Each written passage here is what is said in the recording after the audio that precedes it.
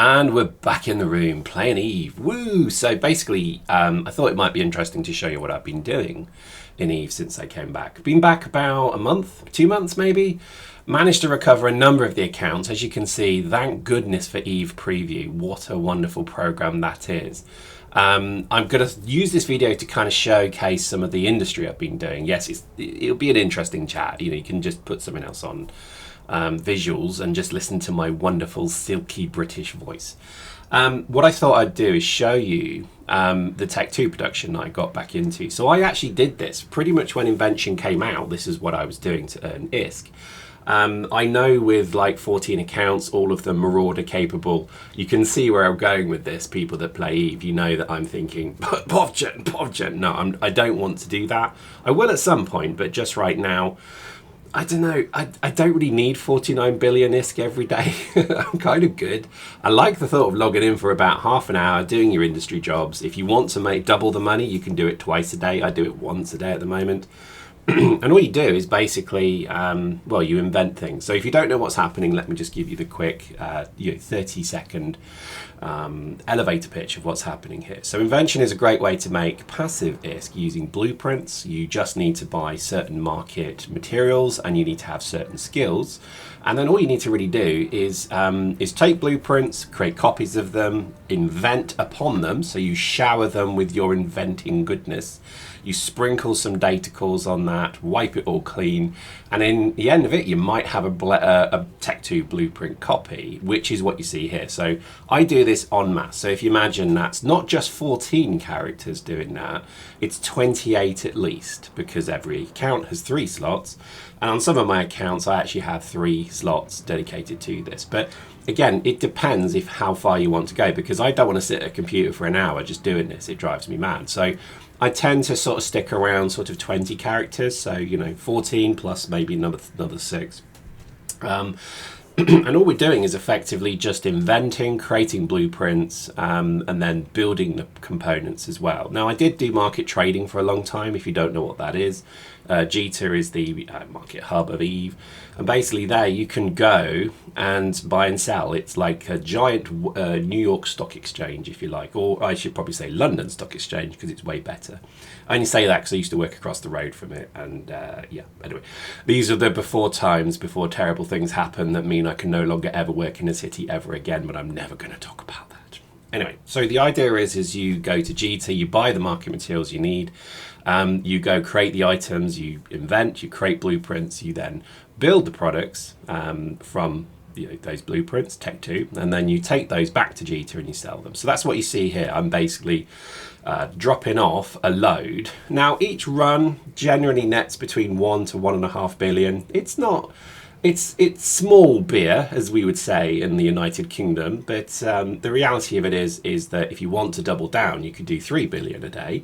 3 billion a day for about an hour is not bad. It's pretty good. It's pretty passive income. I've been running level 4 missions and I must be doing something wrong because I'm only earning, I don't know, about 100 million an hour from those. So I don't know what I'm doing wrong now. But that's kind of what I've been doing to earn, beer vouchers within Eve. I've got to admit, it's fun. I've always enjoyed the industry side of it. If you don't know, I used to build Titans. That was my thing. And I always quite enjoyed the sort of challenge of logistically moving so many materials. It was it was kind of when Titans were useful because you could actually use them to do things. What I liked about sort of the industry of this is that it is actually pick up and drop. It's kind of you decide when you want to do it. If you don't want to do it one day, it doesn't hurt you at all. You can literally just say, right, I don't have to log in. I hate crying baby mechanics in games. I've always had a problem with it. I didn't like the pause structures when they first came out in Eve because you had to fuel them. I didn't like it. I get why they do it because obviously they're running a game that you have to log on and play. But I found it really annoying. Anyway, so what I'm doing here with my trade alt, and yes, I know I totally need to run Caldari missions, Caldari Navy missions. I know I need to do it. There's so many things I need to do in this game, but I haven't played for years and years at this level. I've never really, done that. What I did also is I've loaded this deep space transport with all the lovely moon goo and materials that I need to do the next batch. So it's like a constantly manufacturing sort of process line. You're picking up materials to then do the next thing. And again, look at the money. It's not bad. It's pretty good. I mean, I think on this particular run, it was a bit lower than normal because I did ammo. Ammo always sells. I'm going to give you some market secrets now. Ammo will sell instantly. Like if you go and create Tech 2 ammo and put it on the market, even if you put it on a few ISK above or a few percentage points above, that kind of going rate, you will sell it.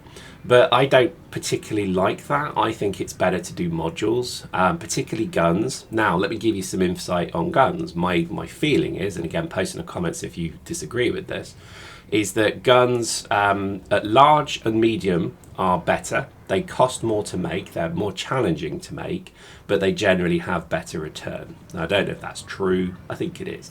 I did use Eve Market for a while, Eve Tycoon for a while. My problem with that is it takes a lot to manage. You have to and I don't really have that sort of patience to manage things like that. So what I generally do is I just place orders for whatever the current going rate is. I just place it for that. And there's a reason for this, because my manufacturing regime is based around bulk. Now, when I create things, I can be creating thousands of Tech 2 modules every day. You can't really have them sat on the shelf. You need to get rid of them pretty quick. So yes, it means lower margins, but it also means much higher throughput. We have a supermarket in the UK here called Aldi. And Aldi basically is cheap, but designed to get throughput. So that's how I always run my Tech 2. I did have sort of plans because I've got, as you can see, there's a huge amount of production here. There is enough for the Jita market, I would say. But if I wanted to supercharge it and double it again, then I would probably say you would need to go to the other market hubs. So Dodixie, Amart, etc. Heck, and so on. These are other markets that you could go and place. I also did try creating a market because I am literally creating every Tech 2 module and ammo. I wondered if you could just pick an arbitrary place and go and create a market hub there. The answer is yes, but you've got to manage it, and it does take longer to sell. So Jita is good. You always get good sales speed in Jita, so I quite like it. So back to building. So what you've seen now is I've taken the products to Jita, I've sold them, so they're on the market now, and I'm back into where I do this invention, and that moves around, by the way. I don't use player-owned structures anymore. For years and years, when I did do this, I did it in a retardo, or whatever you want. I used to build them there. The only problem with that is war decks. And after a while, it became pretty much too easy to kill them. So basically, a group of multi-boxers can just turn up with a few battleships and a few logi, and you're done. You can defend. Obviously, I did defend once or twice, but I found that the long drawn-out process of war was just a bit frustrating. So I kind of like the new war mechanics. I don't think they're very fair, though. I think they're incredibly one-sided to the builder or the empire, person, because there should never be a case where you cannot war deck someone. I think that is wrong. So there we go. I think there should be another type of empire war, which could be a limited one-day engagement or something like that. Anyway, so that's kind of what I've been doing to earn the monies in the game. I don't actually use the ISK to Plex. I usually do the Plex deal that they give you. Every so often they'll say, here's a load of Plex discounted, go and use it. And I find that a much better way to play. I kind of respect people who do Plex, or they earn ISK to buy Plex to pay for their Omega. I think they are the troopers of this game, and thank goodness you exist, because I think you are keeping the game going in its intended format. As I read on the forums and in Reddit, I can see there's a huge amount of whales keeping this game going. People who, probably like me, have got loads of accounts. They just go and buy a load of Plex off the Eve store, and they just use that. I think there's an awful lot of that. I mean, post in the comments, how do you do it? How are you paying for your Omega subscription? Because for a start, I actually saw that Alpha subscriptions are quite good now. They're quite generous.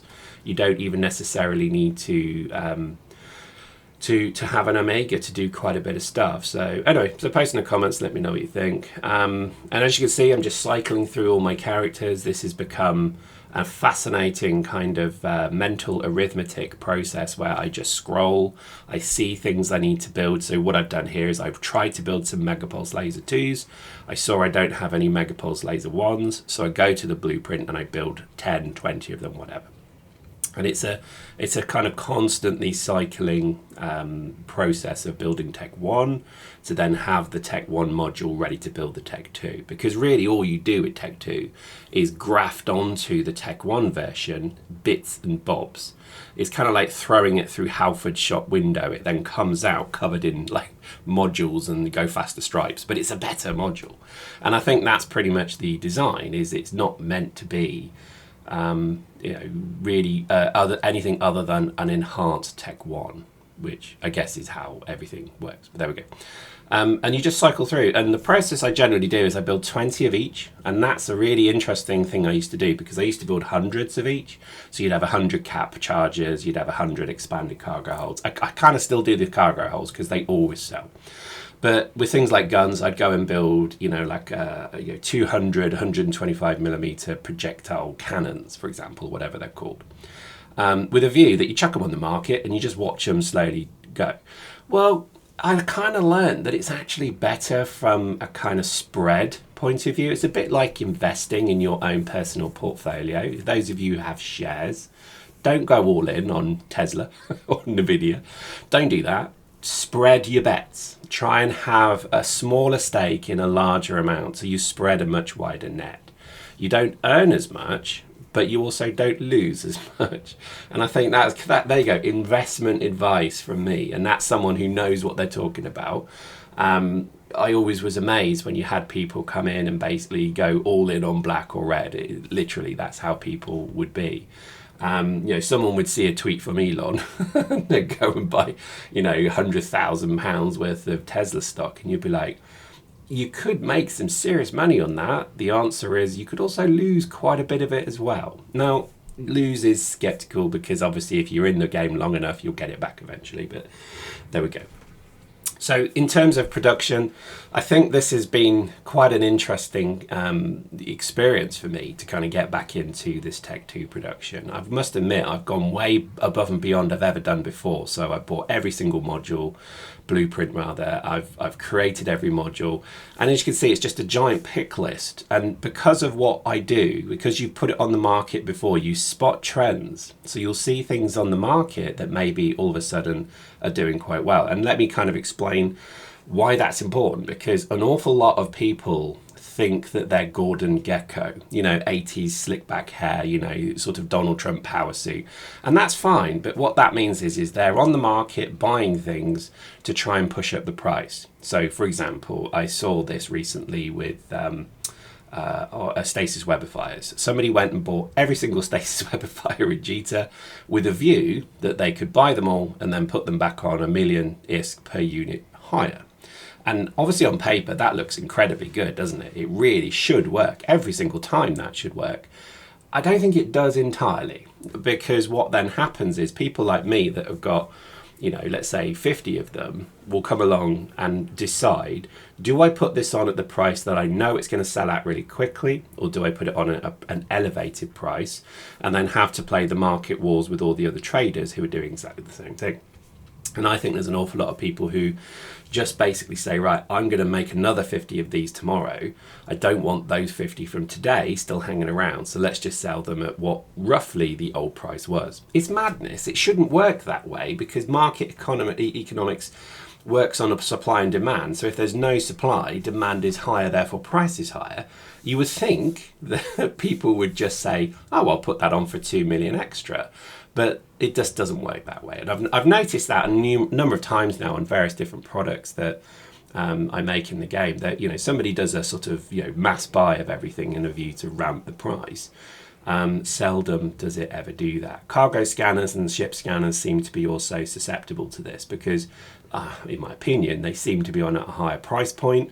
I get the impression that's because people don't like what the cargo scanner represents, because it represents ganking, I assume, but I don't know. But it's an interesting kind of scenario. So this has been my kind of Eve journey for a while now. I'm really just getting back into the game, to be honest with you. Annoyingly, Factorio Space Age has come out, and yes, you are going to see videos of that. So if you don't like Factorio, if you don't know what it is, give it a go. It is very good. It is probably digital crack because it's just such an addictive game. I heard it lovingly described, and I mean no disrespect in this comment. I mean, I was told that it is basically the game for the autistic. Now, that's not a horrible thing. I promise you that sounds horrible. It's not. It means that if you're someone who's very precise, you have a very kind of, you're neurodivergent, you have a different way of thinking about things. Games like Factorio really will speak to you because you can be incredibly precise in that game. And I know that for certain, behaviors, that's quite a compelling feature. So I probably should get myself diagnosed because I probably do have something now. But I've always been quite sort of, overwhelmed with the factory must grow and the efficiency of it. And I think that's why I do this in Eve. I just have this wonderful love of creating things. And for me, the thought of being a Tech 2 tycoon, I self-prescribe that word or ascribe that word, but it just makes me smile to think that that's something that you can create out of nothing. And that's why I love these sort of games like this and Ark and Factorio, because out of nothing, literally a shapeless void, you create things. So in Eve, you create this empire using characters and materials and money. In Factorio, you land on a planet and you have to turn the base features of that planet into an empire. I just love that. And Ark, if you've never played Ark, you need to play that game because it is basically the first-person shooter with dinosaurs. Is like Eve. You can build this entire sort of castle and empire that can be destroyed all the way back to zero. So I do like that. I think that is a really quite cool part of the game. But there we go. So I hope you enjoyed that. Ask me any questions. My view of industry in Eve is that it's not changed a huge amount, but I would say, as a starter for 10, if you've got like 2 billion, 3 billion, you could just start doing invention and making good money. It's not huge money, but it's very easy money. And I would say that's probably one of the best things about it. There we go. Hope you enjoyed that. We'll see you next time.